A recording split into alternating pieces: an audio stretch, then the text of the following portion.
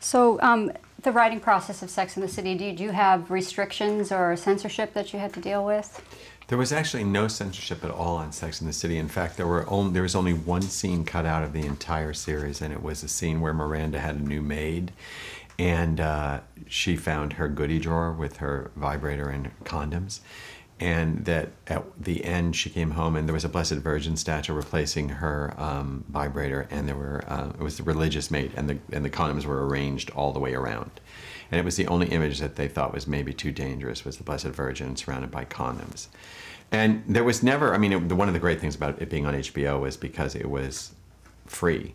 So it was a freedom of language, of course, which was, as a writer, to be able to say, you know, to say the right words when people are feeling it, but also the puns and the misses up the butt and Sharpay penis, and every now and then to say, you know, the C word when it was effective and emotional. It was really thrilling. But I don't believe we ever misused our taste. I thought the sex on the show was important because it was comic versus prurient, and it wasn't. My joke was, if you could have sex after watching a Sex and the City episode, then you're a super person, because it was really almost a deterrent to sex. All the sex was either comical or embarrassing or humiliating. So there was absolutely no limit to the content, and in the beginning there was hardly a limit to the time. One of the great thrills for me is, like, that show is commercial free, so those episodes were 30. One of the hard things about television now is that the 30 minutes are now 20 minutes, and that 10 minutes is character, comedy. That's the stuff that makes you fall in love with people, and then you just sort of have to cut, and you're only on plot. And so at first, sometimes we did episodes that were like 38 minutes, because they had nothing else on the air really after us, and I'd say, I think it's 38 minutes. They go, it is. So it was great as a writer. It felt really free. And so let's talk about the women on the show. Can you describe Carrie Bradshaw and what it was like working with Sarah Jessica Parker? Carrie Bradshaw is the individual. She's the person who's following her own path. She's following her heart, even though her head is sometimes telling her that's not the way to go. Like with her love interest, Mr. Big, she believed they belonged together. And in a very good romantic comedy, that works out. And in life, sometimes that's a pathology. But for Carrie, she was a writer too. That's the thrill of her. She loved the idea of trying to form her life into little short stories. So as a writer, it was thrilling. Sarah Jessica is everything you'd want her to be. She's intelligent, she's sexy, she's vulnerable. I call her the star next door, because she can turn out to be a star when you need her to be on a red carpet, but she is a really good worker, and she's really has great respect for writing. And I had a wonderful, very muse-like relationship with her. Whenever I sat down to write Carrie, I always imagined, I hope Sarah Jessica likes this. It's fun to write for someone, and to write for someone that you respect it's like that thing where even if you're in charge now, like Diane English, I used to worry about what she thought. Now I'm in charge, so I'm sort of putting that on the next level of person that I care about, which would be the actress, Sarah Jessica. She's amazing. Miranda is sarcastic. She's my sister's. Miranda was the sarcastic, brittle one. You know, tough on the outside, secretly emotional on the inside. I love her. The amount of crap that she could see through in everything from style to romance. She was thrilling, sort of detective for bullshit in the series, and I loved her. And the fact that she was so vulnerable underneath her hard stuff. And Cynthia Nixon's, you know, she's from the theater. She's amazing. All the actresses were amazing to work with because we had a great responsibility. The writers and the actors were very respectful. Charlotte was fun and the least like me to start with. She was the princess and the Episcopalian and the Upper East Side and the girl who believes in rules, and a little bit more the conventional one. When we went to Japan, they worshipped Charlotte. They thought she was them. She's was a great growth as an arc to me because it became really somebody that I loved, that character and her vulnerability and her insides. Kristen is the most unlike her character than any of the girls. She's She's an adventurer. She's boldly single. She goes on safaris alone. She's not at all someone who's looking for the right guy all the time. She's really clever. And then Kim, of course, as Samantha. Samantha Jones was the sex and the outrageousness and the spike in the comedy. She was the spike. She would be the one who says things. And also because Kim is one of those rare combinations of actresses that is funny and you want to see her naked. She was a secret weapon too, because she got away with a lot. They're all great, and Kim is a great skilled actress. You said you were the least like Charlotte. Which one were you the most like? I think, of course, all the writers were the most like Carrie, because until you could figure out Carrie, you couldn't write that show. You had to figure out Carrie, and Carrie was the writer, so you had to figure her out. I think the thing that's most like Carrie and me is the idea of trying to form life into some thing that makes sense through writing. Like try to tie it all up. Like this happened and therefore here's the moral of the story. I like that. That's one of the things about being a writer. Sometimes I think when bad stuff happens to people, like how can they deal with that without being a writer? Like there's no gold from that. That's just a lead pipe. You can't turn that into gold. Oh, somebody died and you felt this. You just have to feel it. And if you're a writer, you can try to get a little distance on it by making it be something else, a moral or something that moves somebody else. You can take it and make it something. And how important was the chemistry between the actresses off-screen for the success of the show? I mean, the actresses on screen had enormous chemistry. The actresses of Sex and the City had enormous chemistry on screen. Off screen, they were completely different beings. They all were professionals and great, and their chemistry was perfect and professional. But in order to play those girls, they didn't have to be those girls, and they weren't those girls. Those are all hardworking actresses, and through the arc of the show, they all became hardworking stars. So, they were great to work with. I love them each individually. I still see them, and they were great as a group. But the mistake people made, they tried to create drama out of the fact that they weren't best girlfriends. No. And neither were those other best girlfriends. They were fictional. People used to say to me, do women talk like this? I said, well, they do if they have a writing staff. And that's the difference between real life and fiction. In early episodes, the characters broke the fourth wall a lot. When did that change and why was it eliminated? I was the one who said to Darren, I can't have them looking into the camera anymore. I don't like it. It started as a conventional, there were two things that we dropped. Once was Carrie talking to the camera, only she talked to the camera. And the other was there was a sort of a Greek chorus where people would comment on the, like you'd have like a lady at Yankee Stadium throwing out hot dogs saying, like, I was with the guy once who was no bigger than this. I mean, that was like a desperate attempt to have other people in the show and a Greek chorus and comedy. And the first thing I said was, we got to get rid of Carrie talking to the camera because I believe her.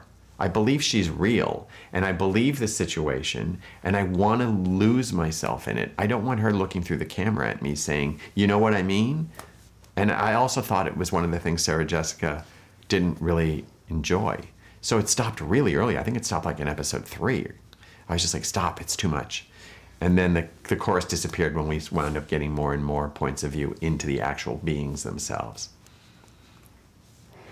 You also directed a lot of episodes of the show. How did you go about choosing which ones you were going to direct? I pretty much directed every one that I wrote. And as the showrunner, you only are allowed to disappear at the beginning or the end of the series. So I would usually direct the first 2 because they were up ahead and they were written. Then you have to go away because you're in the writing room building the rest and editing the rest. And we were going on the air right after we finished. And then you can direct the end again because the writing's done. So your job is to direct, and occasionally I would direct one in the middle because it was something that was right for me to direct. I mostly directed my own though, and then I did direct a lot, Cindy's or whatever was right on the schedule, but it was always the beginning, maybe one in the middle, but always the end. And talk about what New York itself meant as a character in the show. New York was an amazing character in the show because it kept us very current. It gave us so many stories. I mean, you know, what keeps the series going is stories. And so, you know, like we went to a party once and one of the girls was not given a parting gift because she wasn't in a couple. Well, if we hadn't gone to the party, we wouldn't have had that moment. That moment wouldn't have been in the show and probably wouldn't have said it at the Museum of Modern Art or wherever it took place. But we were always looking at the city to see what would make it more current and also to entice the audience. Like, what's the hip thing? That was part of the show, too. Like, what's the hip thing? So we got to actually do that or make fun of that as well. Can you talk a little about how certain hot spots in the city were influenced by the show? Well, you know, there are actual places that we created fictionally, like a club called Denial. That was from a writing point of view. But there was also places like a Bungalow 8, which was the V Club. It was a little tiny members-only key club to get in. And we just found that so New York that you couldn't just go. You had to be invited. So then we did an episode in Bungalow 8. We did episode like the Magnolia Bakery, where the girls sat out front and had cupcakes. I mean, that is now a mainstay in the Sex and the City tour. You know, I mean, Aiden's furniture store was right down the street from my apartment because I walked by it and it was a furniture store, and I thought that would be cool for Aiden. Maybe even affected the way I made Aiden a furniture dealer. I don't. It all comes in. We did a lot of the city, and if you go on the Sex and the City tour, they'll tell you that and they'll take you there. And then there's Carrie's apartment, which is now a shrine on Perry Street. Women go there the way you visit the Blarney Stone if you're in Ireland. Single women go and sit on those steps and get their picture taken. It's a shrine. What did you think about the Sex and the City tour when you first heard about it? I'm flattered. It's very flattering. To do anything that transcends its actual time and space and to have it leaping off the television screen, to have people believe it and get on a bus and go around town and talk about it, and it means something to them to see that. It means something, that the characters mean something enough that people want to walk in their footsteps. That's the greatest compliment you can get as a writer, that you actually made people believe that they were these people and that those girls related to them. So anytime anybody wants to get in a bus and go anywhere where fiction happened and live it, that's a success as a writer. And what role did the men play on the series? The characters. Yeah. The characters of the men in the series were so important because one of the reasons the season didn't dry up was because we let the ladies learn from their mistakes. So the first couple of seasons, the men were one-offs. You know, the guy without the guy with the guy, Mr. Pussy, or this or that. They were all jokes because the girls were making inappropriate mistakes. So the characters were inappropriate. And then when the girls had to keep learning, because women learn, people learn. From 32 to 38 is a huge growth spurt. So right around, they started at 32, right around 34, we decided if they keep making mistakes with men, that means they're not learning. So they're therefore going to part ways with the smart women in the audience. So the men became very important, and each of the men we brought into their life had to serve a purpose in their evolution. For Mr. Big was always the great, you can't have him, which seems to be fundamental to every woman in the entire world. There's one guy they can't have, that they become fixated by. And Chris Noth, as Mr. Big, was genuinely male. So something resonated really male about him. So it was a really good thing she couldn't have. It felt true. That was really important. And then to bring in John Corbett as Aiden was the other flip side, which was the soft man.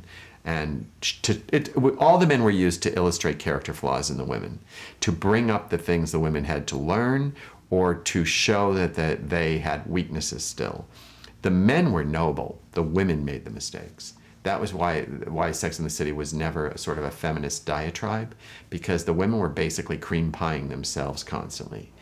And the men were kind of always saying, this is who I am. And then the great thing was whether you want to hear it or not. And so we brought in a lot of very worthwhile men, but always to move the characters forward. We brought in the perfect preppy Trey McDougal for Charlotte because she was a person who dealt in surface. When she was through with that growth spurt, we brought in less than perfect Prince Charming Harry to show that she had developed as a being past the obvious. It was all part of her arc. Miranda Steve was to melt her, to be a guy who was affable, who thought she was funny. Kept that arc going for a really long time because we made Miranda a mother, because she's the one you would never make a mother. She's the hard one. So we made her the soft one. And then Samantha had one big or two big love interests in the show, Richard Wright, but mostly Samantha was just there to be the single, crazy single woman. But the men made, and Berger for Carrie was to show that no matter who he is, he's not going to be enough for her if it's not the one he wants. And Petrovsky was brought in by Misha I brought him in because I knew we were ending the series. And the only comment I ever heard about Big was, he's too old for her. So I decided if I brought somebody in older, he would look like her high school sweetheart. So that was that. It's all writing. It's all about creating an arc that you want the audience to feel. But the men were brought in only to evolve the characters of the girls. And talk a little bit about working with HBO. How involved were they in the process? HBO was a dream for us. They were not at all involved, except in a supportive and sometimes really smart way. They had a real awareness of the uniqueness, right down to the president of HBO at the time saying to me, like, if we wouldn't win an award, he would say, good, that means we're still the ones, the outside people. You know what I mean? That'll make us feel even cooler. They were very supportive, and story-wise, they were an uninterfering studio. I always say that HBO is like independent study, and the networks are like regular high school. You know, you have to do your work, and if you fail, it's on you. No one's checking your homework every night at HBO. That's the networks. The networks check your homework every night. But the other great thing about HBO is they really do believe if they hire a writer to let the writer go. But suddenly, if it doesn't work, they let you go in the other way. You're on your own, for better or for worse, and usually it's for better. And where were you on September 11th, 2001? I was in California. I was in Palm Springs, and I got woken up, and we were just about to start. And it was really interesting because I was away, and I was getting the calls from New York. People right in front of my house saying, I live in the Village on 14th Street. And I had to get back to New York, and there was no way to get back to New York. And I actually flew back on an HBO private jet with some people. And it was like no flight I ever had because the airwaves were clear. We went right over the city in a close way I've never gone. Like, you had to be right there. And I remember returning to the city and getting off the plane and not being able to get past 14th Street to my house. So I was there the next day, so, you know, the 12th. And it was intense. And how did it affect the show? It affected the show in that we had to figure out how much of an event this would be in the future. And the reality of New York being something that things happen and you keep going. So it did affect the first episode. We did a back, which was called Anchors, I think it was Anchors Away. And it had a military theme, but we reflected on it in the way New Yorkers reflect. They just keep going on. And so we didn't actually reference 9/11, except that we did have to remove the towers from an episode we'd shot because it made people sad when they saw them. Samantha and Richard were dancing on the roof, and the Twin Towers were in the background because we had filmed that the last season. And they removed them when the show re-aired because it made people really sad. But it was a very big discussion to not directly reference it, but to reference it in spirit. And the show has been hailed as a vehicle for self-empowered women and also criticized as sort of being anti-feminist. So how do you react to those two ends of the spectrum? I think the show is about empowering the individual, whatever that means. I mean, I believe the show is about being an individual and about. I think the one thing to slay was the dragon that said, "If you're not married, you're not worthy," and that voice is very feminist. And I believe that is the reason the show existed, because there was a very quiet voice that wasn't being magnified in women that said, "I'm enough," which is, of course, the feminist diatribe. Gone bad is when people just start screaming, "We don't need men." But the reality of this was choosing the individual. What was the negative comment? Well, it was hailed as a vehicle for self-empowered women and then criticized as being anti-feminist. I guess it would be considered anti-feminist because they were also still searching for men and judging themselves on their relation to men. But the very last line in the series that I wrote is, you have to fall in love with yourself. And then if somebody else comes along, that's just fabulous. But it's really about you. And their evolutionary chart went from thinking they had to have men to we're enough. And now we choose to have men rather than them to complete us. So now let's move to the wardrobe and the fashion. Who was the costume designer on the show, and what was her influence on the series? Patricia Field did the costumes for Sex and the City, and she is a mad genius. She is an eclectic, unique individual. She's also a New York institution. She was selected by Sarah Jessica because she represents New York from the 70s, the 80s, the 90s to 2000. She had a shop in New York called Patricia Field. She's pop culture. She's cool. She's also like an eclectic, artistic gypsy. She doesn't do one thing. She pulls from everything that is New York. So Patricia Field was hired, and she then became sort of I always thought people thought the show was about clothes, and I thought the clothes were the vibrancy of their feelings. I mean, I used to say to people, oh, it's about clothes? A lot of people lining up in front of their clothes closet at 9 o'clock on a Sunday and laughing. Like they're just sitting there looking at shoes, thinking they're moved. No, it's what happens in the clothes. And what the story became really with Carrie Bradshaw was she was such an individual that her clothing became as individual as herself, and she defied rules. The clothes were really candy, and the shoes were really, like if I was writing a show about golf, I'd be talking about golf clubs. But because I was doing Sex and the City, I was talking about Manolo Blahniks. And it became a talisman. It became a signature thing. It became her holy grail. You know, so it was great as a writer to have all this interest in clothing. I learned very early not to describe any clothing. And there was sometimes a battle between the clothing and the writing, and the writing always won, with the exception of one thing when the writing did not win. Because, you know, one time we did an entire scene, I think the great fight where Carrie and Aiden are trying to make her closet room for him, and they have this huge fight about what should go and what should stay. And the first time we shot that, Sarah Jessica had on this crazy circus top hat, and he had on a shirt that said chastity. And it was once they come to the set in the clothes, it's too late to change it because actors have feelings and emotions and they're already adapted. And as soon as I saw them, I was like, well, we're going to be shooting this again. Because all you think when you see the word chastity is, what does that mean? What does that mean? What does that mean? What are they saying? And her in a top hat was just upstaged everything. So we redid the whole thing. And the only time Pat Field brought me to her office in the finale, Carrie Bradshaw has his Versace gown on. That's a pretty famous scene where Baryshnikov stands her up.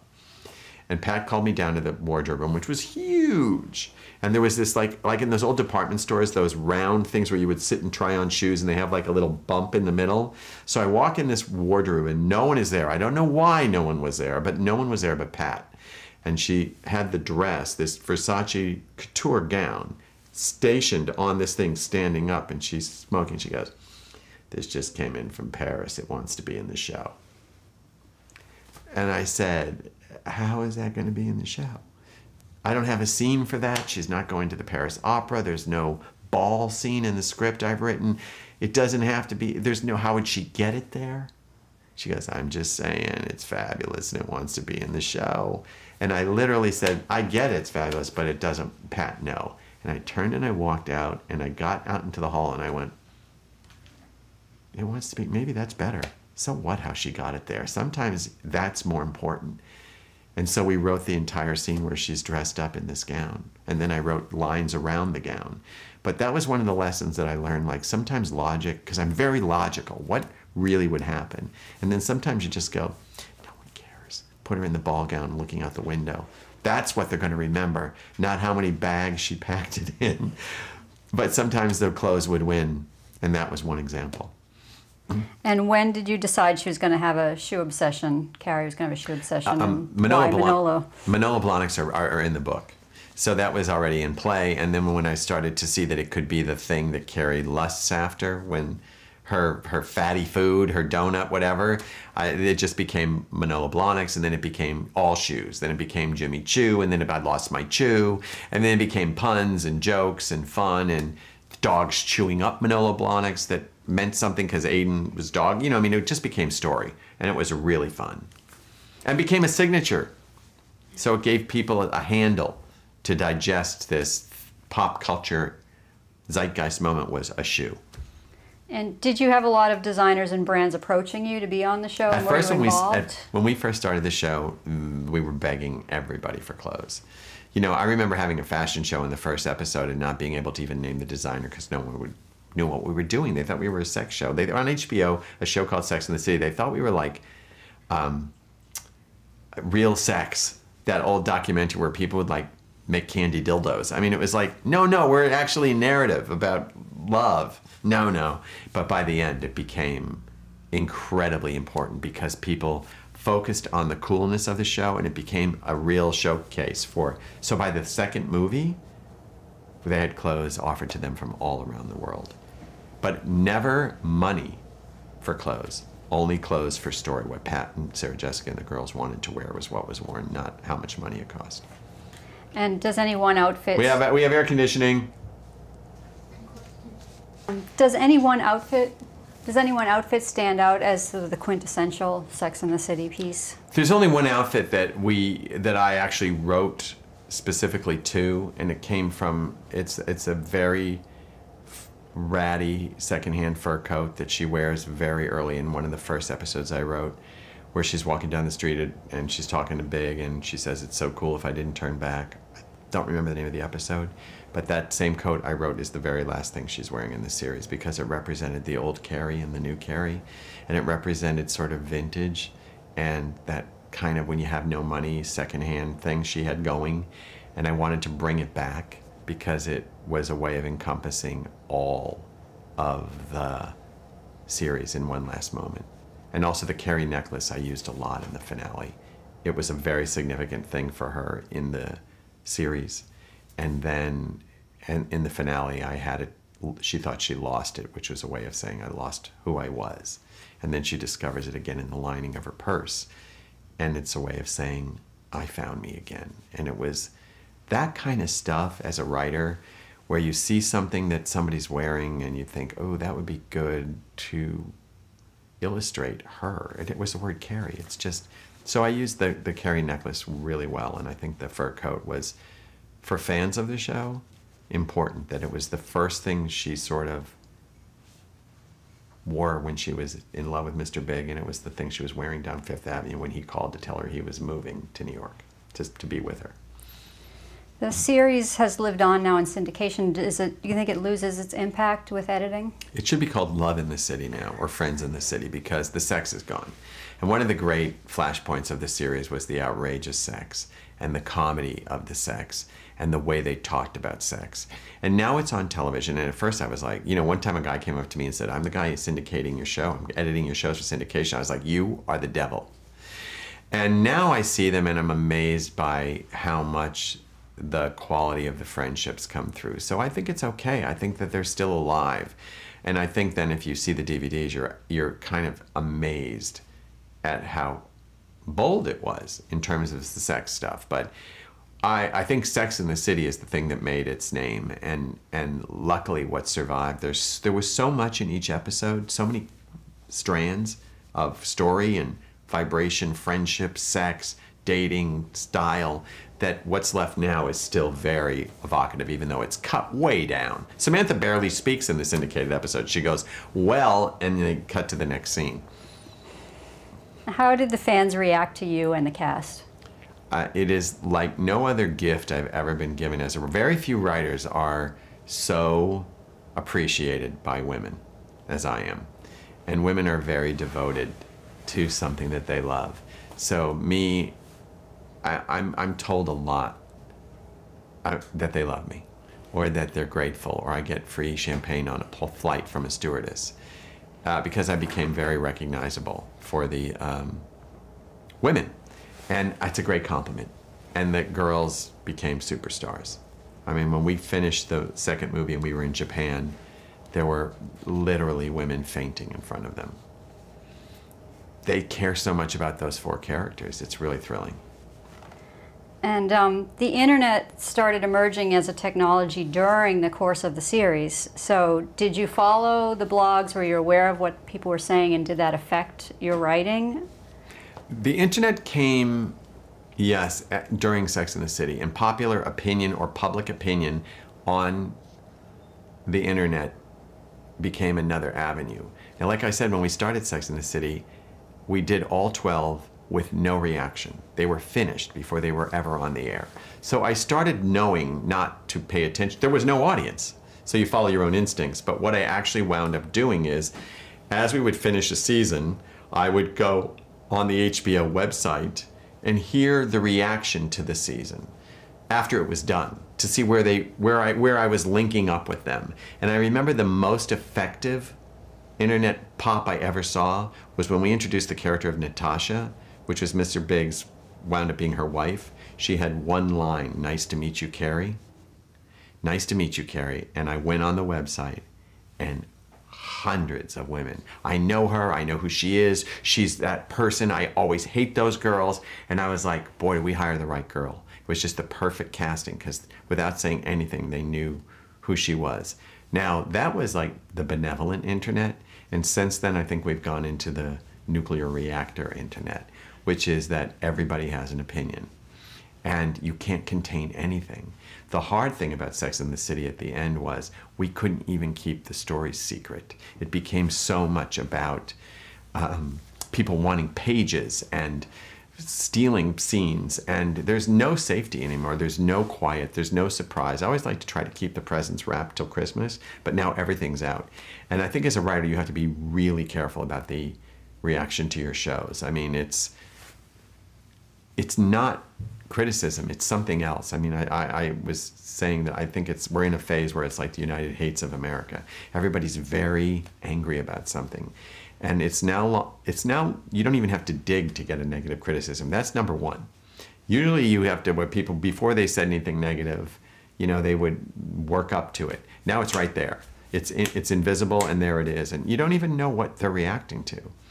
The popular opinion as a writer is the hard thing, because part of it you have to listen to, because it informs your stock as a bankable person.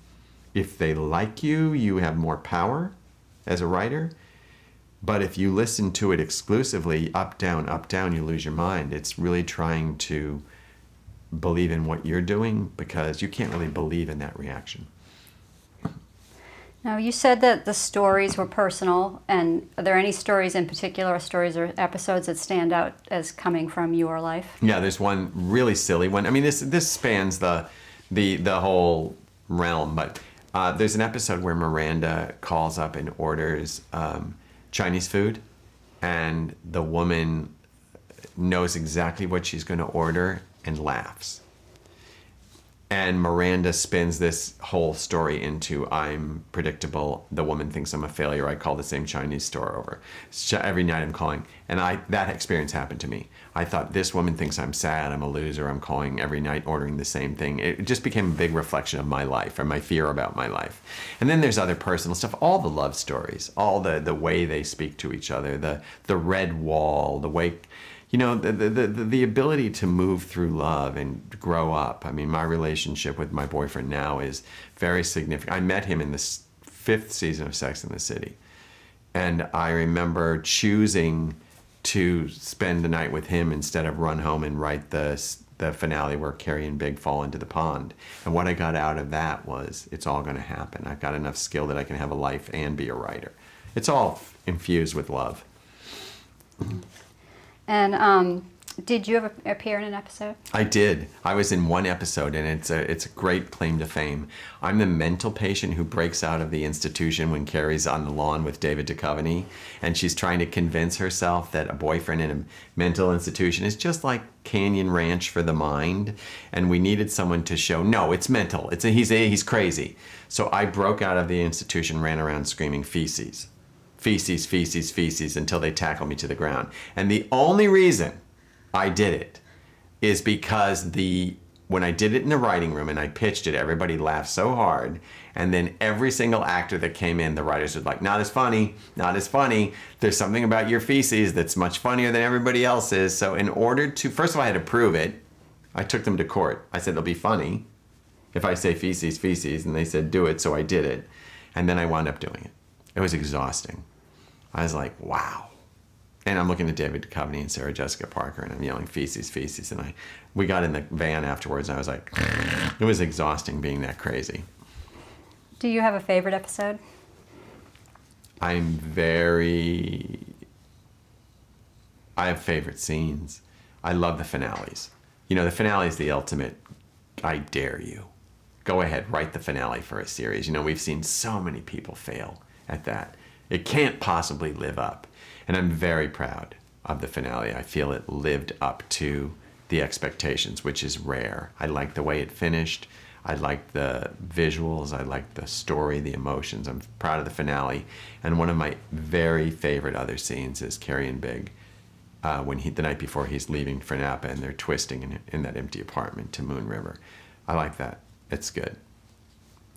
And why did this series ultimately come to an end? I ended the series because I felt it was time. I felt that if the series continued any further in its current state, the girls would have to evolve into other characters. They would have to change. There was no more, like that Wizard of Oswald, there was no more, they had hit a wall. In order to keep going, we'd have to change the characters. And I always had the philosophy, it's better to leave the party early rather than be the last guest to leave. And I felt it. And I said to Sarah Jessica, we're done. I know from a storytelling point of view we're done, because we told volumes of stories. I mean, those episodes were 30 minutes, and they were 4 stories each. We took a lot of real estate story-wise. We didn't hold back. We never milked, and we didn't milk a story. We blew through men. We blew through stories. So I was like, let's end it and do it up right, rather than dragging it out. And I could also feel it was going to turn. I could feel, and now it's time to leave. So I told Sarah Jessica, and she agreed. She trusted me. And she kept saying, because then we'll have maybe the opportunity to revisit it. And I kept thinking, what is she talking about? And turns out she felt that it might be a movie someday. But I told HBO, we've got to be done, which is unheard of. They went, okay, you know best. And then we did end at the peak. We ended at the top rather than, I didn't want to dip. You know those awful in, out, 5 minutes ago columns? I didn't want to be 5 minutes ago and still doing it. I felt there were other things to do too. Did you have any input in the theme song and the opening? I was there for the opening. I mean, you know, that sort of salsa music was, you know, just what was happening in New York at that time, and that's what the song became. And when did you know it was going to be Mr. Big, that she would choose him? Always. I always knew it was going to be Mr. Big. What I didn't know as a writer, and this is one of those great moments, I knew exactly what I was writing. But when I got to the moment, when I revealed his name was John, that was a writing moment. I was like writing that we just say it. Don't hold back. His name is John. Say it. Just make up a name. It's John. And so that was like all the writers, when I handed them the script and they read it, they were like, oh my God, you said his name. I was like, yeah, don't hold back. Make him real. Because now he's real. He sees her. They see each other. He's no longer an archetype. He's John. And what do you think is the legacy of the show? I think that the legacy of the show is an enormous expose on all the different ways you can be a woman and live your life. And then Sex and the City, the movie. Why did you want to bring it to the big screen? Because we went off the air and the show just kept building in energy. It just kept building. It became big around the world. The DVDs were selling. The energy kept being, what happened to these girls? People kept asking me, what happened? What happened? Did Carrie and Big ever get married? And I knew I had one big story. Literally, did Carrie and Big ever get married? And I thought, yes, they're going to get married, but I'm not going to do it a traditional romantic comedy way. Also, it was thrilling for me to go to a feature, to actually take them to the screen, because I always felt they were little movies on a little screen. And I thought, it's not going to be any different. I mean, when we premiered the series every year, we premiered it in a movie theater. We had big parties. It was always a movie. It just was on your screen. So it was just thrilling to be able to go back. And mostly we did it because of people's interest in those 4 characters. And I knew the girls were going to be great. And it was hard to convince Kim especially, because she was afraid of not being able to top what we'd already done. But she eventually said she trusted, and we did it. Are there differences between writing for a TV audience versus a film audience? Yeah, there's a big difference between writing for TV and film. In TV, in a series, let's just say, you can explore nuances forever. I mean, when I was writing the movie and I sat down, I actually had to say to myself in scenes, don't look at Miranda. Don't go over there. Miranda could do 10 minutes on a hangnail. Don't go there, which would be a whole episode in the series. A hangnail, how come it's like a guy, you can't get rid of it, and to get rid of it, you would pull it, and it hurts so much. I shouldn't have chewed it, I'm responsible. In a movie, it's much more, I wanted to try to tell a big epic story. And I knew I had a beginning and a middle and an end, which was fun to do that, because each series episode had a beginning, middle, and an end, but not that. And I like the visual aspect of how you shoot a story differently. It's less words. The movie had less dialogue than the series. The series was all dialogue. And the movie was more pictures and great moments of dialogue. And I love that you can get an audience for 2 hours to experience one thing rather than... I remember once we had a party over and we were having people watch the show, and it was people I really didn't know that well. And here was this big moment that I was worked so hard on. And at the moment, I said hard on. I worked really a lot to get this one moment right. And right as it was coming, somebody knocked over a bowl of chips, and everybody went like this. Oh, did you get that? And I was like, oh, and I stayed up so long trying to get that moment. And the chips knocked it out. But the movie's like, boom, held captive. And then when did you decide you were ready to make a sequel? The sequel was in the works the minute the first one broke all box office records for female. It was a first blockbuster comedy, and it was female comedy. And the minute it happened, no one expected it but me. I thought it would do well. I did. I just thought the girls wanted to see their friends again. And the studio, the minute it happened, was like, can you do another? Can you do another? Can you do another? Can you do another? And I said I would when I could think of a story. And that's another interesting story, because one of my rules on Sex and the City was never repeat. Never repeat. Do not repeat a story. Do something you haven't done.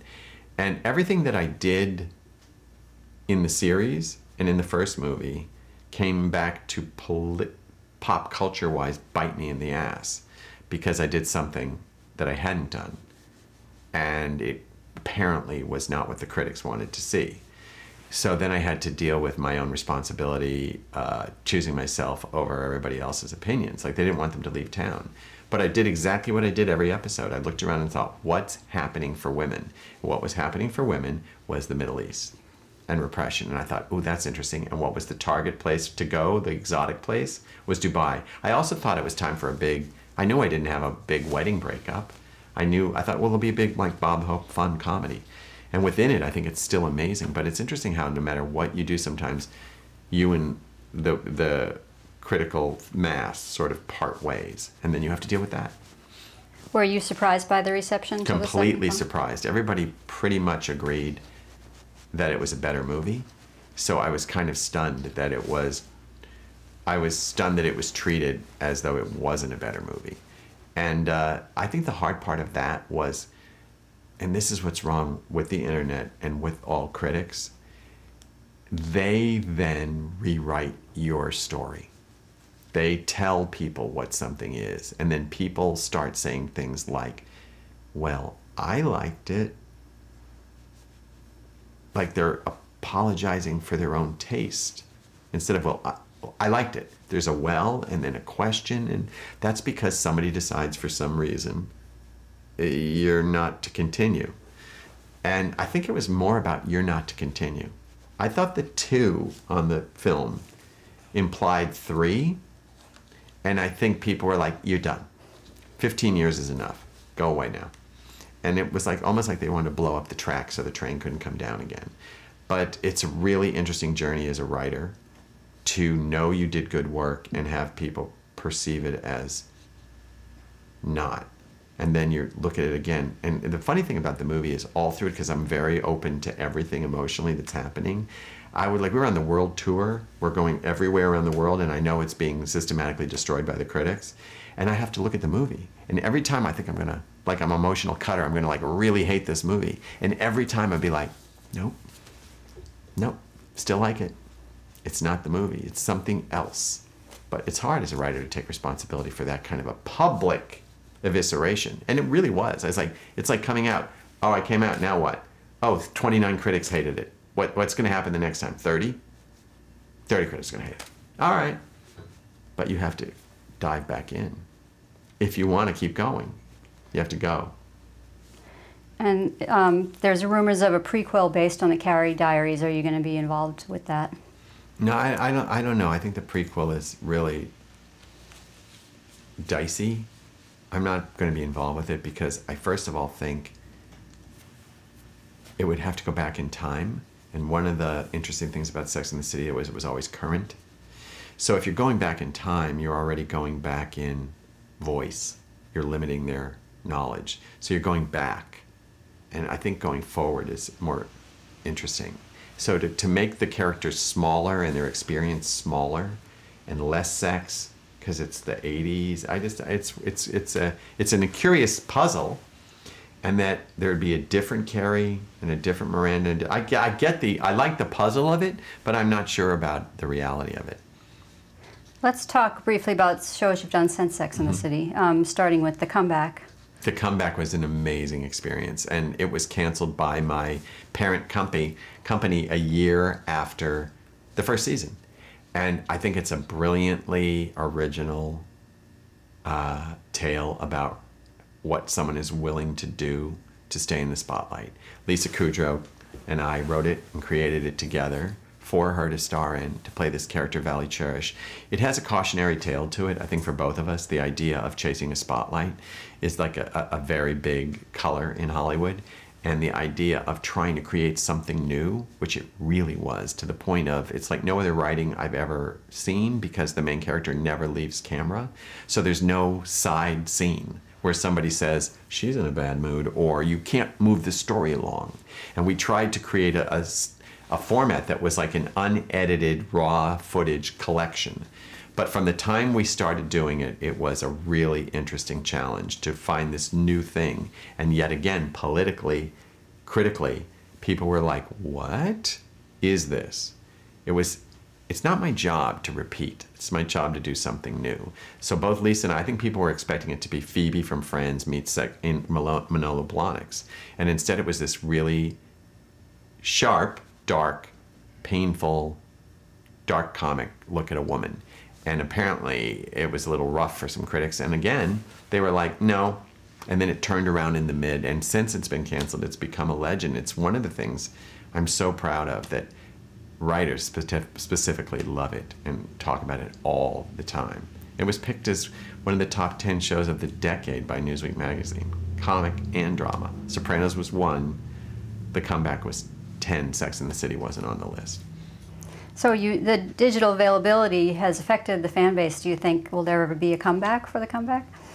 You know, there will only be a comeback for The Comeback if Lisa and I decide we want to go further.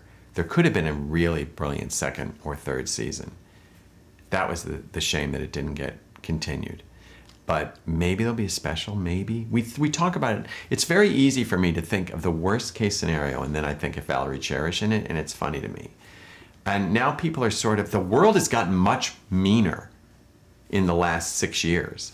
So what we were doing, that was before the Real Housewives actually blew themselves up and tortured themselves on television and did all those humiliating things to themselves for attention.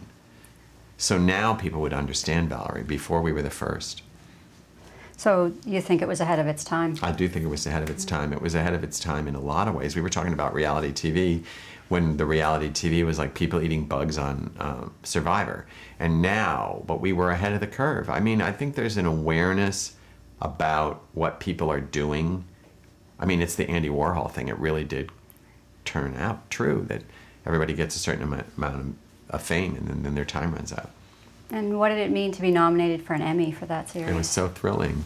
I believe Lisa and I both got nominated, and it was a testament to our work because the show had been on the bubble, as they say. And I think if the show had been picked up, and I actually went to the network and said, if you pick this show up, Lisa will win Best Actress. They won't give it to somebody who's on a canceled show. That's embarrassing. And she deserved it. And it was thrilling. It was a nice validation. But it was also one of those situations, again, where as an artist, you're thrown into a confusing puzzle that there is no answer to. And you have to dig through it as an artist to find some oxygen. Like, why is this not going forward? There's never an answer. Why did people not like this movie? You have to find a way to live through all that confusion because it affects your ability to do your next thing. Or not. Where I am now is, or you just decide you're not going to participate in it. And then the other thing I did was a half-hour traditional sitcom called Two Broke Girls, which is about two 22-year-old girls from very different worlds. One is never had money, never had dreams. The other one had a lot of money, lost all of it, and only has dreams. And it's Kat Denning, who is an amazing actress from Nick and Nora's Infinite Playlist, and a newcomer named Beth Bears. And it's about these unlikely girls, but what I wanted to investigate was the old-fashioned going up in front of an audience and trying to make them laugh there. Because comedy right now in half hour is very single camera, and it feels like comedy in an editing room where you can get out on a look or a funny sound rather than an actual joke. So I thought I would want to try the gymnastics of my past, which is Murphy Brown and stand-up, and Will and Grace, and see if there's something there for a younger audience.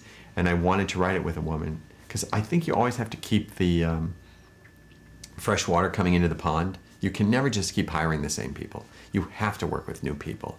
So I thought I want to write this with a younger woman who knows things I don't know. And I want it to be somebody funny. So I found Whitney Cummings, who is a brilliant stand-up and also an amazing writer. We had a great time. And that's one of the great things about writing is every now and then you find a new playmate.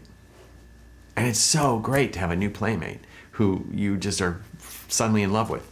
And we wrote the script on spec. I didn't want to sell either of these until they were written because I didn't want people to expect they were going to get Sex in the City or whatever else they would expect from me.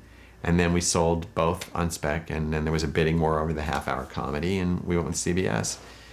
And it's really clear, and it has an edge to it, and it's fun. And now I'm going to run the writing room again because I'm afraid if I don't, it will go off track, because even I don't know what the series is yet. But I'm looking forward to putting a new room together and new people and working with one or two people I know, and then just hired an enormous amount of new writers, like young women. Some people have blogs, didn't have a spec, hired those. Other women are stand-ups that write great jokes for Jimmy Kimmel and Jimmy Fallon, and they've written a script. But it's going to be an interesting process to see what a current sitcom is for young people. And so there's obvious comparisons between Sex and the City with girls living in the city. Mm-hmm. So what's the difference? How do you describe the difference? It's, I think it's I felt when I was doing it, it was the difference between doing an oil painting and spin art. That's like fast and comic and fun and nuanced in a different way than doing a really beautiful, detailed oil painting, which is what Sex and the City became. The only thing it has in common is me at this point. The girls are completely different. The characters are different. The vibration of the show is different. It's in front of an audience. The city is not even the same. These girls are in Williamsburg, Brooklyn, which is where 23-year-old girls live now. So it's a different New York with Manhattan as Oz versus living in Oz. There will be, they're single. That'll be similar. And yet they're talking about money, which is never really done on television. People talking about how much money they made, what they need to make. There's an aspirational quality to these two girls because they're 22, but not because of what they have or what they wear. And so the theme for your career seems to be working with these strong female characters. Why is that? I think, first of all, I'm very comfortable with women. As I said, I have 3 sisters and a mother who was a great storyteller. So I'm very comfortable with that. I think my DNA as a writer is writing emotion. I like to write emotion, whether it be really comic or really sad. It's a vibrant emotional life because I feel a lot of stuff. I think women characters are allowed to vet their emotions more. They're more willing to do it, more fun. Also, I don't know, it just seems to be all this whole path has been for me to write women. And I don't know what it is, but it's certainly, even with this, I wrote a show about a man. It was even called Man. And the universe said, girl. So it's an interesting thing. I have in my office, hanging behind me, you can see just the corner of it. There's a picture of the character in Sullivan's Travels, the Preston Sturges comedy, who, the story of that movie is that he did comedies.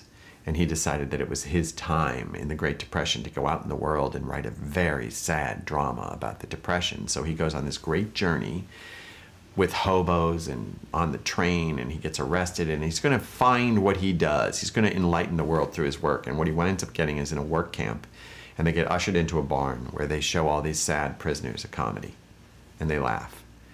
And he realizes, oh, that's what I could do that's better. That's what I should do. That's my natural thing. So it's funny in this, I'm starting like, oh, I get it. I'm good at this. There's something about me that's drawn to it, and it's reflecting. It's a green light. So, final question, what's your advice for people trying to get into writing and producing?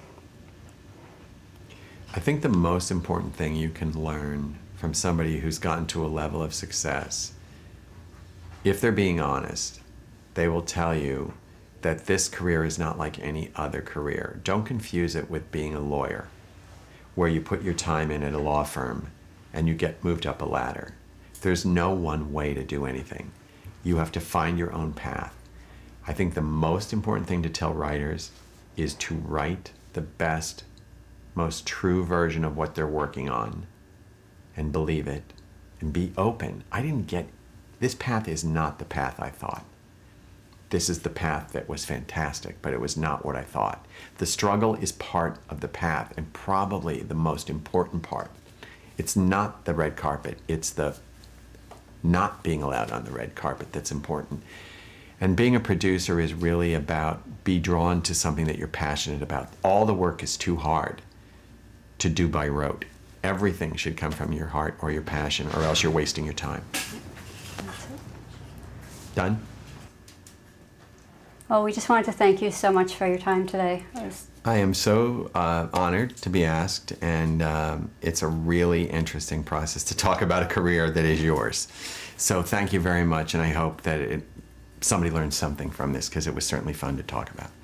Thank you. Thanks.